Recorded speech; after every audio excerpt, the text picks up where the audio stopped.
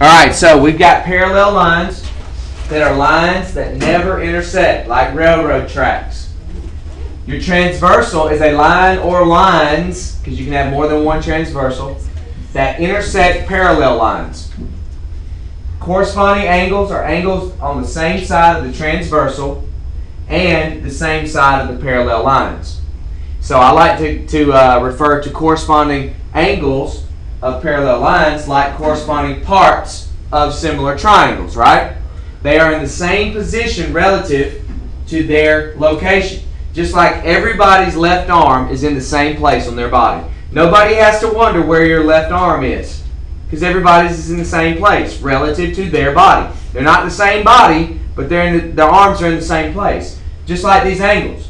These are not the same angle, but they're in the same place relative to their intersection of lines. Okay? Both of these angles are on the right side of the transversal, and they are both above their particular parallel line. Alright, consecutive angles. These are angles that are on the same side of the transversal, but are on different sides or opposite sides of the parallel lines. So look, this angle is underneath its parallel line. This angle is on top of its parallel line. So we would consider those angles consecutive. They are this angle and then this angle. If I was going, in a path from angle to angle, this angle to this angle. Those are consecutive angles. They are not adjacent.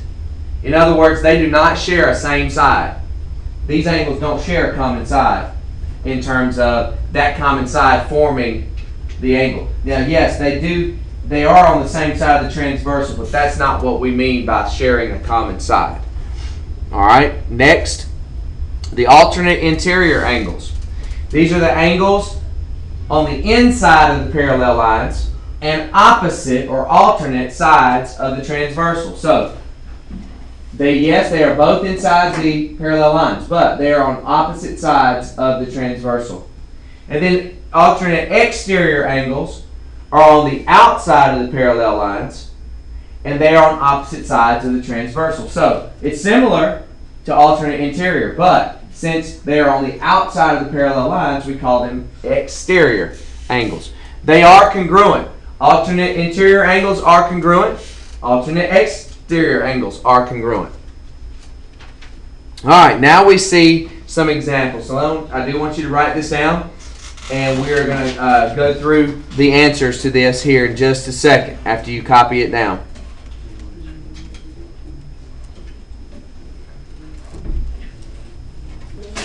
So let's take a look at 1 and 8. Now, we look at 1 and 8. What are some characteristics of 1 and 8 that you see? They are exterior, and they are alternate. So we're going to abbreviate. Here's how we do it. ALT, EXT. Alternate exterior. They are congruent, but it's not asking us if they're congruent. It's just asking us what they are. Okay? But they are congruent. If you want to do the little symbol on top, the congruent symbol, you can do that. That way you know that those are congruent. Alright? Look at 2 and 7. Alternate interior. ALT, INT. And those are also congruent. Do the equals with a little squiggly. It's called tilde. Alright, 6 and 7. Consecutive. Very good. CONSEC. And consecutive angles add up to 180. I'm going to write SUPP 180. SUPP means supplementary. Supplementary angles, they add up to 180. It's not one angle is not 180. Both of them together are 180. Alright, 5 and 7. Corresponding. Excellent. Absolutely. CORR, and you can put the congruent symbol. Corresponding angles are congruent. Alright, 3 and 6. Alternate interior. and those are congruent. Okay, 2 and 4. Corresponding again, very good. And again, they are congruent. All right, 5 and 8. Alternate. Well, are they alternate exterior, or are they 5 and 8. Are they same side exterior? 5 and 8. Are they on the same side? Did we have one that was same side exterior on there? No, that's what they are. So we're gonna write that in right here. We're gonna say same side exterior. Same side exterior. 5 and 8, and they add up to 180. So we're gonna say sup 180. They are similar to consecutive angles.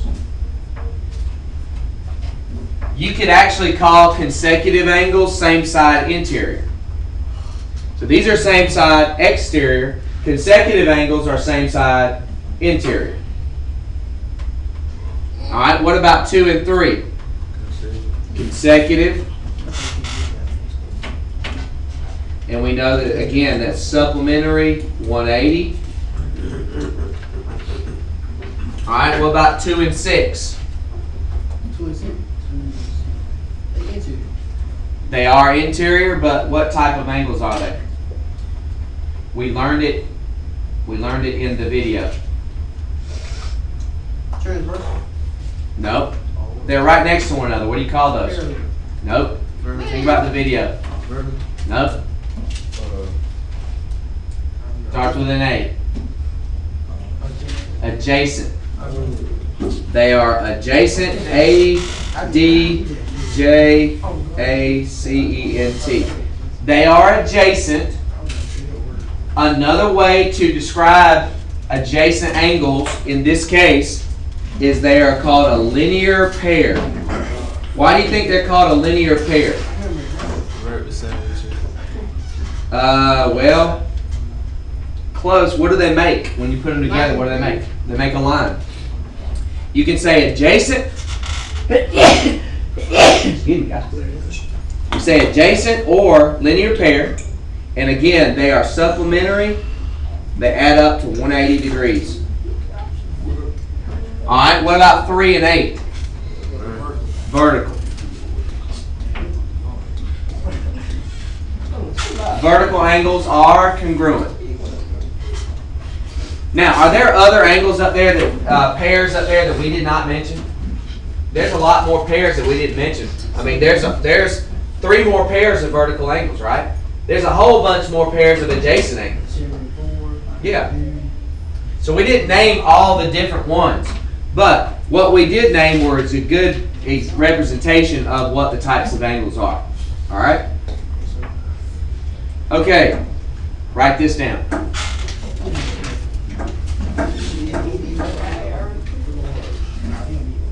Okay, so angles that are equal. Corresponding angles are equal.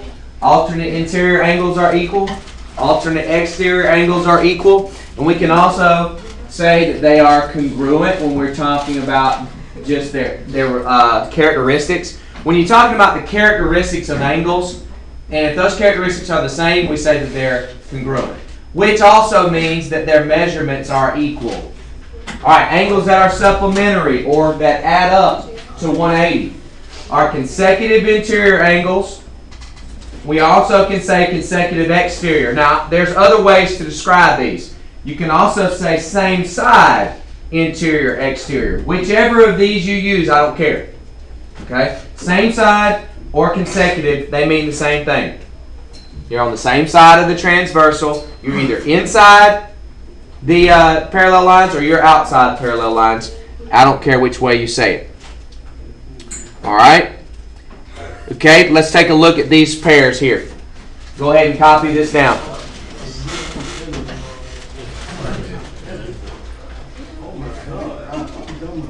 All right, so we're going to find the missing measures here. All right, so we're given one or two of the angles that are in these parallel lines, but we've got to use the angle relationships to find the missing angles. All right, So we've got three variables up there that represent missing angles. Let's just kind of move around the angles, move around the picture, and fill out what we need. All right, so let's start with Y. Y is next to 120. Together they are what we call linear pair or adjacent angles. What do you know about this linear pair? What do they add up to? 180. So what would Y have to be? 60. Yep. That makes sense. All right. Now, let's look at some other relationships. We know that 120 and X are in the same position relative to their lines, right? So what do we call these angles? Starts with a C. Huh? Look at your notes. Corresponding. That's right. What do you know about corresponding angles? Nope. Corresponding angles are, look at your notes, equal. They're the same.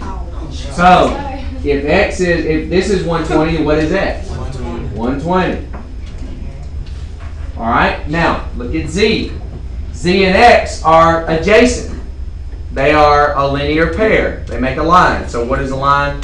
What is the degrees of a line? 180.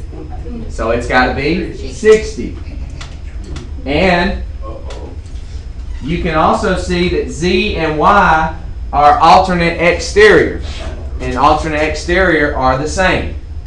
Okay? So we just went around the horn a little bit. All right? And we just figured out what was what. All right, let's look at the next one. All right. This is 55. What does A have to be? 125? Why? Because 180 minus 55, you might want to do it. 180 minus 55 is 125. That's a 5, not a 6. All right? So if A is 125, what is C? 55. No, it's 125. It's also 125 because They same. they're same. They are corresponding. On the same side. So All right. What about B? 55. 55. B is 55 because, again, they are 55. Yes, sir. Thank you. They are corresponding. All right. Coach, is Yes. it 135 or 145? 25. I know it. Then we got Okay, so in this next one, what does C have to be if it is directly across from 100? 100. It's got to be 100. What do you call those type of lines? I got a question. That's vertical. Vertical. Good. Yes, sir. What's your question? Oh, never mind. I see it. Got it? So I feel on the other side it would be 80. Yes. So now we look at these. These are consecutive interior angles. It's 80. It's got to be 80 because 80 plus 100 is 180. Whoops. And these are supplementary. All right. Now move on down to B. These two angles, looking at these set of parallel lines, these are same side exterior, or sometimes we say consecutive exterior. What do you know about consecutive angles in any shape or form? They are always adding up to what? 180. So if this is 80, this has to be 100. And you can tell, you should be able to tell that C and B are alternate exterior. Therefore, they have to be congruent. All right, let's go down to this pair of angles. Parallel. So if this is 70, what is this X? 70. 70. Again, vertical angles are congruent. All right. If this is 70, what is Y? 70. It's 70 because these are alternate interior angles. So that means all of them 70. Not necessarily. No. Oh yeah, in this drawing, yes, they are. So then Y and Z are vertical. So what is Z? 70. 70. They're all 70 in this one. Because you either had alternate interior, corresponding, or vertical. And therefore, it's like a path. They're all the same in this case. All right, now look at this one. We got 115 and X. That's 115. So it's got to be 115 because it's alternate, because it's vertical. All right, what about Y? 115. 115. Again, alternate interior angles. Okay, look at Z. What about Z? 47, alternate interior. Now, 47 and 115 don't add up to 180. These are not part of the same relationship. Okay, it's a different situation over there. All right, but what is A? 47. 47. Because either you could think of it as vertical or corresponding. Either way would work. All right, now look at 102. This situation looks like this situation over here. So what's the measure of all of those angles? 102. 102. Vertical, corresponding, vertical. Okay? Now, what you see in front of you is a paper that has more of the same.